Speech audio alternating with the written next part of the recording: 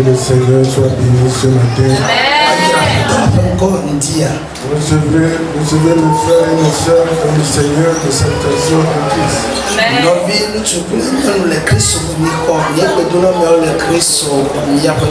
À chacun de vous de ce premier dimanche, de ce premier mois de l'année, qui est encore le premier dimanche de l'année 2026.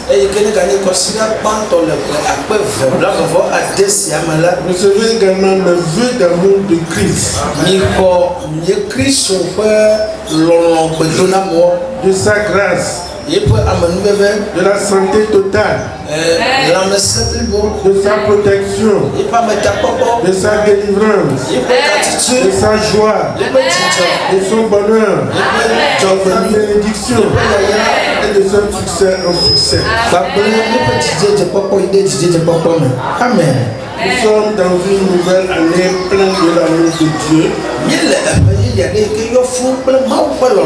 de sa miséricorde et de sa grâce. Cette grâce qui va accomplir dans notre vie. Et sa promesse pour cette année porte sur ton avenir et espérance.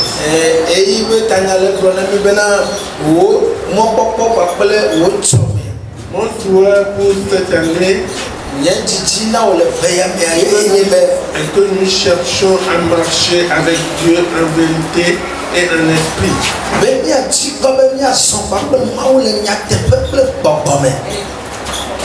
Et cette année qui commence aujourd'hui, nous sommes au premier mois. Cherchons à marcher avec Dieu en vérité et en esprit. Et non pas dans la chair. En nous donnant tout amour au monde.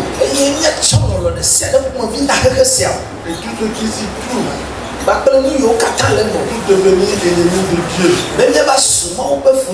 Non. Que cela ne soit pas ainsi. Réveillons-nous. Repentons-nous.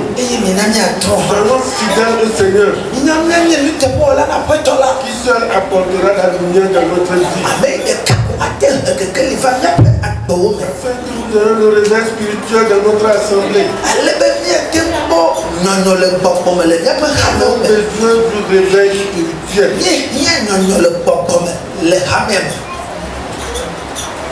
Réveillons-nous et répandons-nous sincèrement. La vie chrétienne que nous menons, c'est comme ce matin, je vous dirais que c'est comme une vie en famille.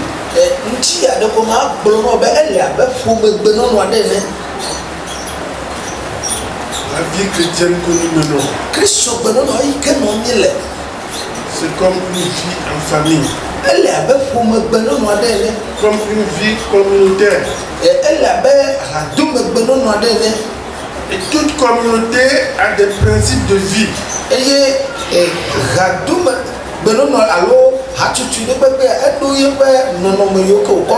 Toute famille a des principes de vie.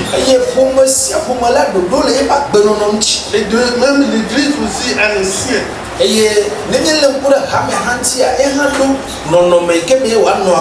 Sans ces principes de vie, nous ne pouvons jamais vivre à l'aise dans cette communauté ou bien dans cette famille de frères et de sœurs.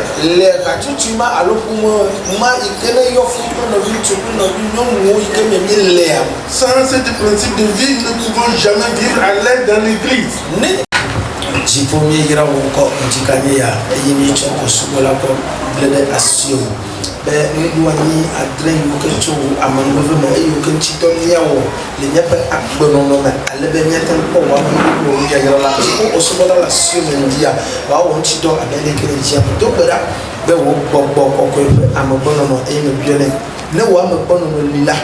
no me otrona no wa me bono no lela on se na de go ya tandikanya wa me bono no me bia ale ko on se na de go go on ko china ko to ko don dia de Yesu Christ ko amen Amen.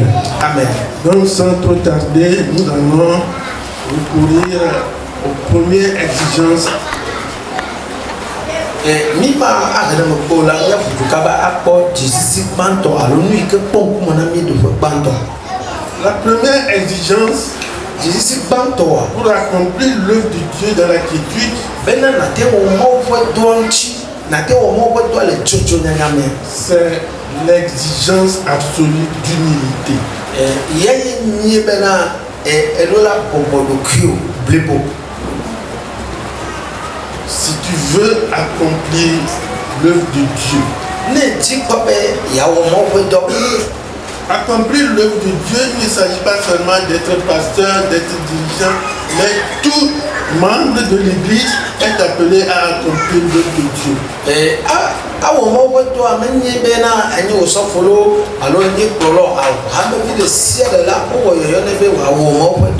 Donc nous allons lire Matthieu 18, versets 1 à 4. Matthieu 18, versets 1 à 4. En ce moment, les disciples s'approchèrent de Jésus et dirent: Qui donc est le plus grand dans le royaume des cieux? Jésus ayant appelé un petit enfant, le plaça au milieu d'eux et dit: Je vous le dis en vérité, si vous ne vous convertissez et si vous ne devenez comme les petits enfants, vous n'entrerez pas dans le royaume des cieux. Le verset 4. C'est pourquoi quiconque se rendra humble comme ce petit enfant sera le plus grand dans le royaume des cieux. Amen.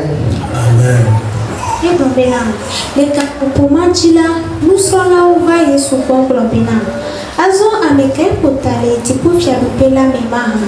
Eye Yesu yo devi swede va ego. Eye wo chodo chichina. Eye wo globina. Va mele eglona mi bena. Ne tro eye Yesu abe devi o ene ona. Nyele ni gede tipufya rupela mi akpo o upyamine. Eya nchi amesike bobo edo kuide ani abe nenem devisia enela eya potale tipofia rupela mi. Amen. Amen. Amen. Il commence le passage dans le chapitre en disant: En ce moment, les disciples s'approchèrent de Jésus et dirent: ta winia comme bakle nyagbesia bena le kapofu matela nusron lawo va Yesu boblo ne bena. Qui donc est le plus grand dans le royaume des cieux? Amaka pota le tipo fier pas maman. Et ce que ils demandent à savoir qui est plus grand dans le royaume des cieux. Ni kwa lui ke bien nusron lawo le o le titila nya me kele ni ka o le tipo fier pas. Être supérieur à quelqu'un, c'est ça qui les engage.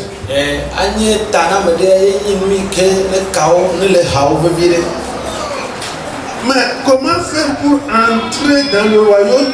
C'est ça qui est important d'abord.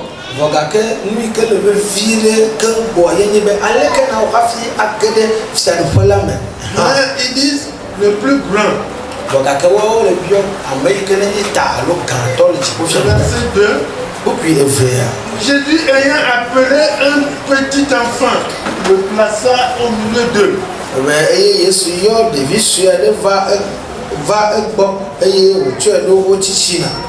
Jésus n'a pas voulu répondre à cette question directement. Il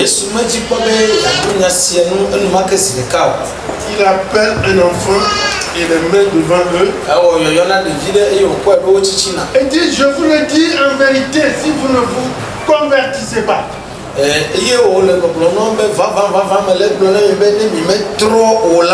si vous ne devenez pas comme les petits enfants,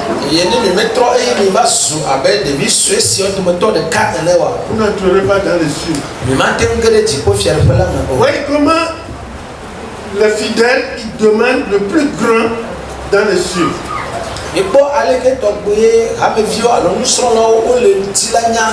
Mais ici, Jésus leur parle de comment faire pour entrer dans les cieux.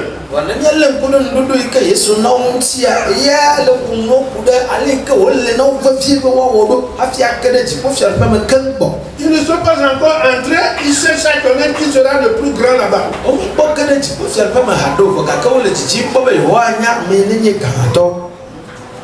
De même, c'est ce qui arrive à nous aussi aujourd'hui. Au lieu de chercher comment faire pour entrer dans le royaume des cieux, nous faisons le grand sur la terre. Pour les grades qu'on nous a données, la position que nous avons acquise, on cherche à surpasser les autres.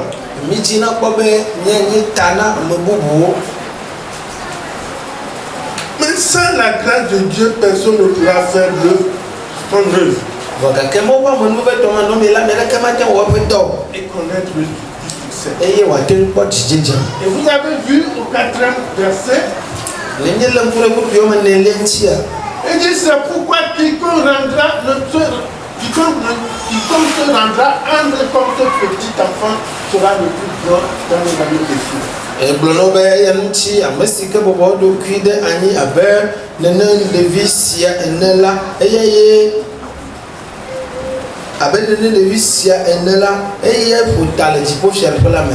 Il parle de l'humilité. Il parle de l'exigence de l'humilité si tu veux entrer au ciel.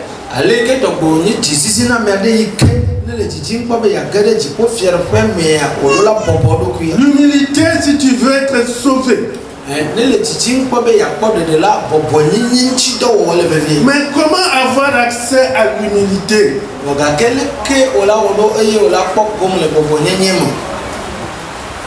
C'est ça qui devient le problème.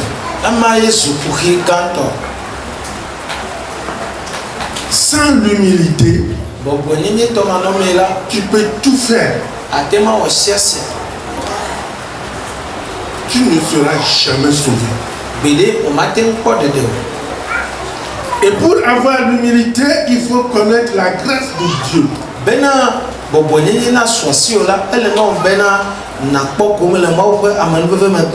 C'est la grâce de Dieu seul qui peut nous faire être sauvés et qui peut nous conduire aussi à être humbles.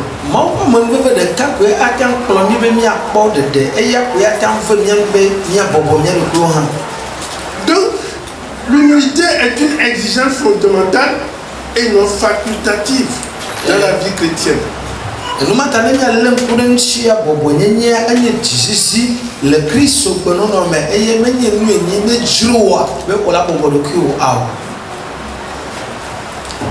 Parce que la Bible dit, si tu ne rends pas humble comme ce petit enfant, tu ne verras jamais le ciel.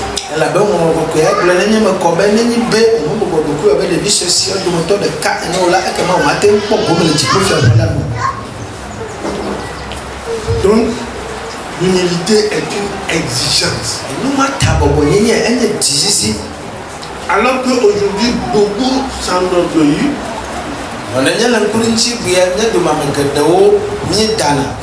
L'orgueil qui a été semé dans la créature depuis le jardin d'Éden. Et nous avons besoin de chercher à chasser cela en nous. Parce que Satan a vu que ça nous permettra de nous élever contre Dieu.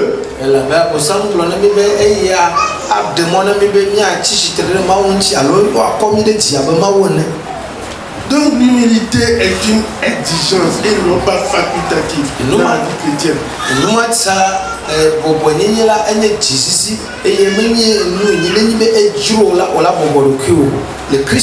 Car elle est le fondement de la foi. Elle est le fondement de l'amour. Elle est le fondement de l'espérance.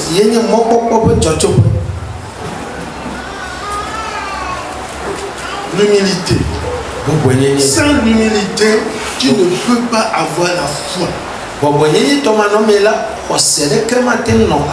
Sans l'humilité, l'amour que nous a recommandé d'aimer Dieu et de nous aimer entre nous, tu ne feras pas preuve d'amour.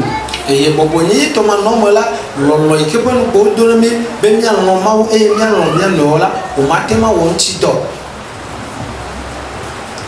sans l'humilité, tu ne peux rien espérer. Mais nous devons connaître que le Dieu que nous adorons, c'est un Dieu d'espérance. Parce que c'est un Dieu de promesses. Quand il promet, nous devons espérer. Sans l'humilité, nous ne pouvons rien espérer de lui.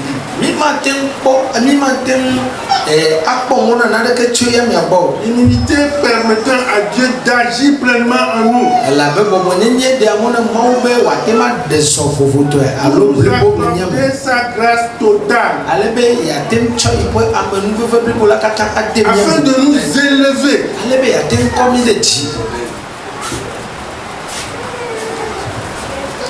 Nous avons besoin de l'humilité afin que nous ayons la grâce de Dieu.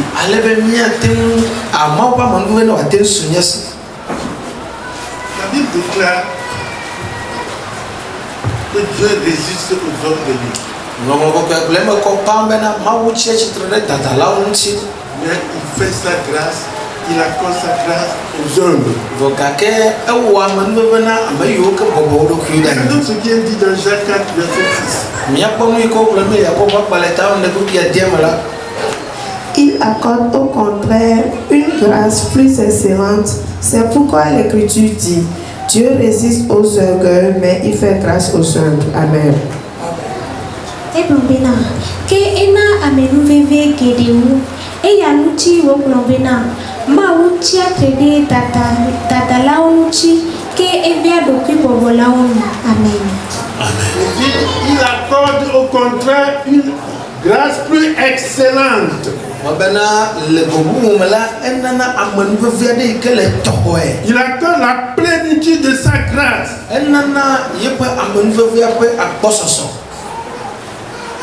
Mais il résiste aux orgueilleux. La Bible a mis l'orgueilleux et l'humble entre face.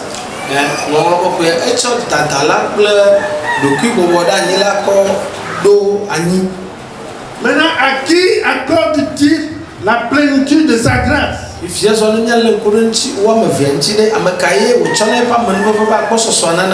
dit, il fait grâce aux humbles. Si tu n'es pas humble, tu ne pourras jamais avoir la grâce de Dieu. Et sans la grâce de Dieu, tu ne pourras jamais accomplir l'œuvre de Dieu. Tu vas te battre. Ce ne serait que dans la chair. Et tu ne pourras jamais y arriver. Parce que la Bible dit nous sommes sauvés par la grâce de Dieu. Si quelqu'un dort encore, tu vas le faire sortir. Si quelqu'un dort encore, tu vas le faire sortir. Ça, soyez sûr.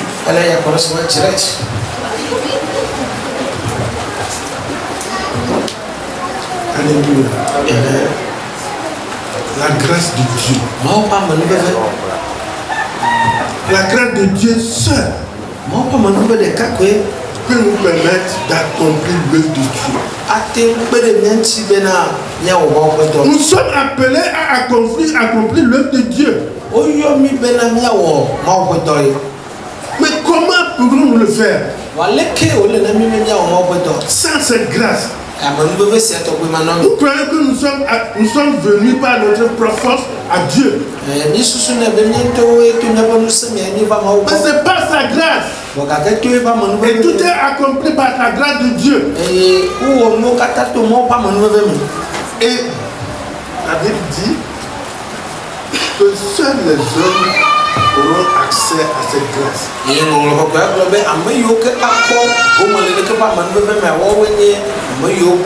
Avant que nous nous cherchions à être orgueilleux, tout ce qu'on nous dit, on fait partie par ici, on fait partie par ici, nous agissons de notre manière, comme on veut.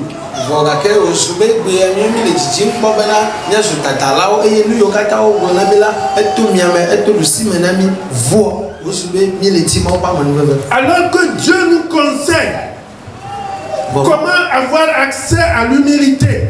Un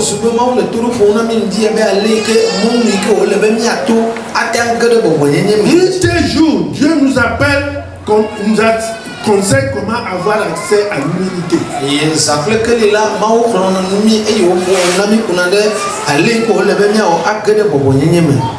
Nous demandons, Dieu, accorde-moi ta grâce. Dieu, accorde-moi ta grâce. Mais nous ne voulons pas nous humilier. Si donc un chrétien désire avoir la faveur de Dieu, il doit faire tout pour vivre une vie d'humilité. Se revêtir d'humilité. Sans quoi nous nous trompons. Nous nous trompons. Nous menons une vie hors de la conduite de Dieu. Mais nous demandons à chaque fois, Dieu, accorde-moi ta grâce. Comment est-ce que c'est possible? Des orgueilleux. L'orgueilleux qui demande la grâce de Dieu. Alors que la Bible nous conseille simplement que si nous voulons avoir accès à sa grâce, que nous soyons humbles, comme un petit enfant.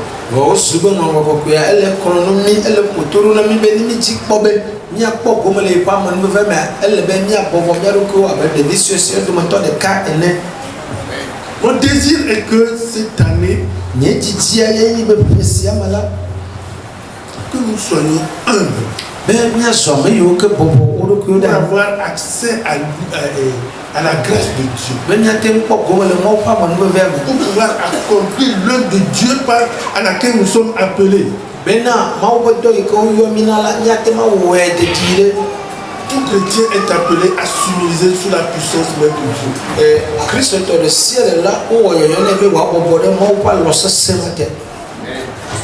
afin qu'il vous élève au temps convenable. Disons 1 Pierre 5, verset 6.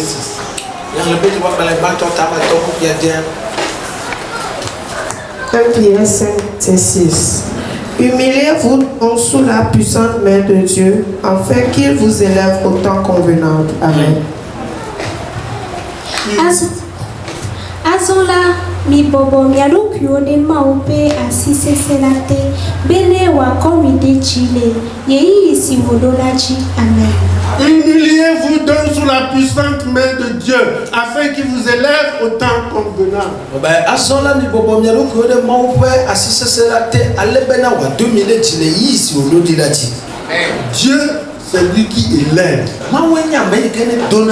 Et il élève au temps convenable. Quand il le veut. Mais nous devons nous humilier sous la puissante main de Dieu. En espérant en lui. Sans cela, nous ne serons jamais élevés. Nous allons crier, Dieu élève-moi. Ce qui t'attend, c'est la ruine qui t'attend.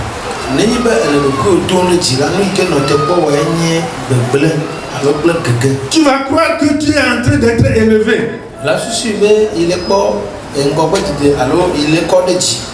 Mais le jour où tu vas tomber, tout le monde saura que tu es tombé. Et dit, avant la ruine, le cœur de l'homme s'élève. Donc si tu te lèves aujourd'hui, tu ne veux pas écouter la parole de Dieu.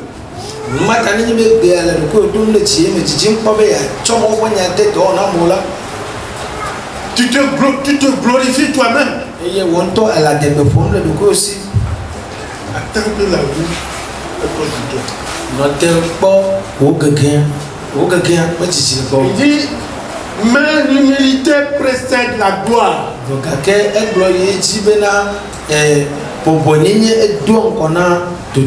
Quand tu t'humilies, Satan, il faut s'attendre à la gloire de Dieu. Amen. Nous devons comprendre que l'humilité n'est pas une faiblesse.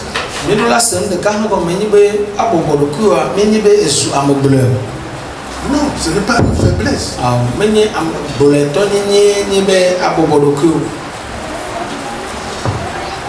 Selon la Bible, quand tu s'élèves, tu seras abaissé. Mais quand tu t'abaisses, tu seras élevé.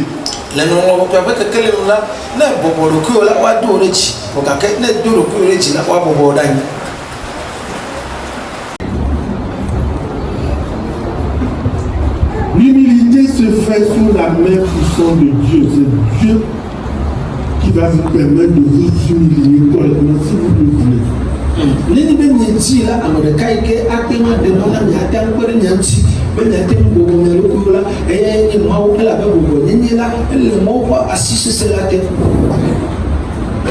Mais si tu ne veux pas, Dieu ne force personne. Mais quand tu sais que tu en as besoin, tu demandes. Dieu, permets-moi de connaître une vie d'humilité. Afin que je puisse accomplir ton œuvre. Dieu va t'humilier et va t'élever au temps convenable.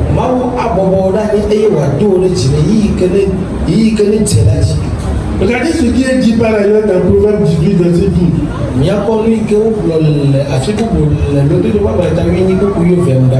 Avant la ruine, le cœur de l'homme s'élève, mais l'humilité précède la gloire. Amen.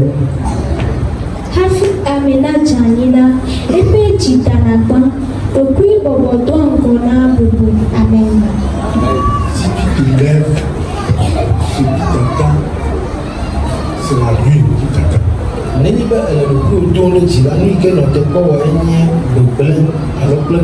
Tu vas croire que tu es en train d'être élevé.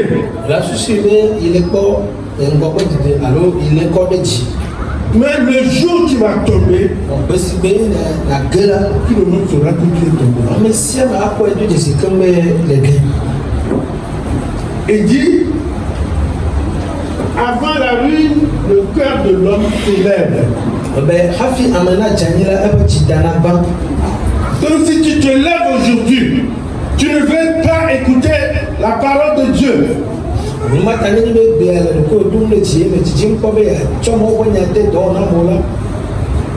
Tu te glorifies toi-même. Attends que la vie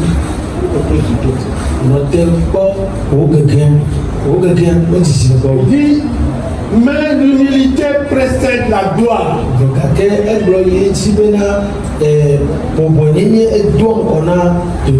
Quand tu t'humilies, Satan, il faut s'attendre à la gloire de Dieu. Amen. Nous devons comprendre que l'humilité n'est pas une faiblesse.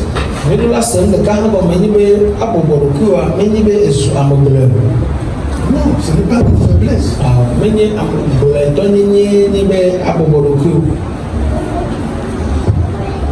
Selon la Bible, quand tu s'élèves, tu seras abaissé. Mais quand tu t'abaisses, tu seras élevé.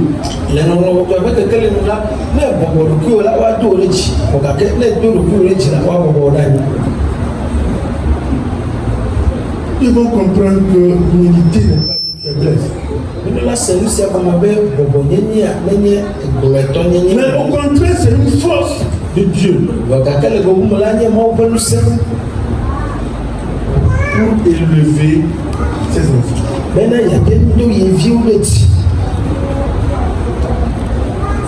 Quand on nous fait quelque chose, des fois nous répondons, est-ce que tu penses que moi je suis un imbécile pour me dire, pour faire ceci, ou pour ne pas faire ceci, et vous agissez dans l'ignorance comme ça. Yalo yineni mo wona no na mila nye do na na mo blo na bana de susu be nye ka ko kuto me nya eye yalo ya nye de na so no ma na ma ya me eye ni wona la ka pe no. Et nous croyons que nous avons la connaissance. Eye mi susu na be mi do no nya nye ma. Nous croyons que nous avons la sagesse. Eye mi susu be mi do siteje. Nous parlons sans la sagesse de Dieu. Ni pona mo be siteje do to ma no me. Nous parlons de la sagesse humaine. Ni pona na so be to be siteje do me. Cette année, Après ya me. c'était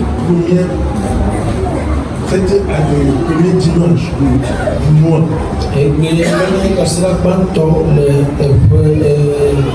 le ulisi banto ya bala. Et encore le premier dimanche de l'année 2026. Et que ni ko sira banto le akwe bla vo atem. Nous devons nous humilier.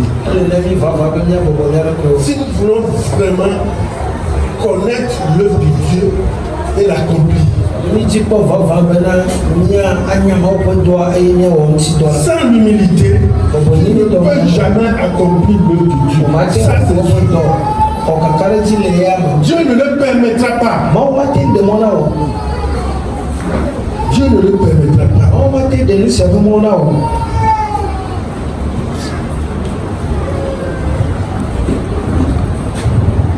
Ce matin, je ne vais pas beaucoup parler. Di ya ni ma ko no so ko. Sachant donc que toute personne qui cherche à accomplir l'œuvre de Dieu, Me do la nya ni se be amagbe to ko mo bi de sere ke ti ko ko be ya wo mo po do la. pour son avancement personnel, Na yin to ko ko de kala. quand tu accomplis l'œuvre de Dieu, Le wo mo po do la. c'est d'abord pour ton avancement personnel. Me le wo mo po do la no ba to ni be wo to o la ko ko be C'est de. que Dieu t'élève. Ye ni be ma wa do wo to de ko be. Dieu te couvre de sa gloire. Awla chebe ti ko be action now. Et en fait, pour l'avancement de ton entourage. Ye eme bela mo yo tro la wo ha wa ko ko be de.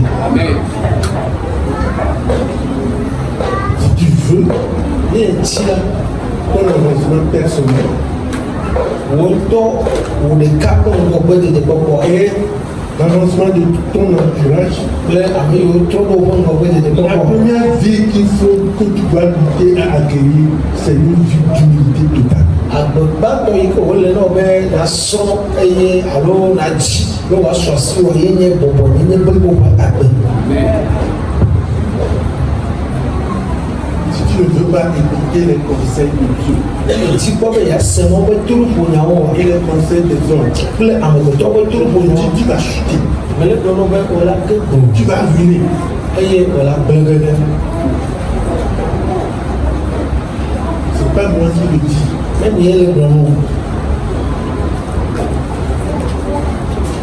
L'orgueil précède la ruine.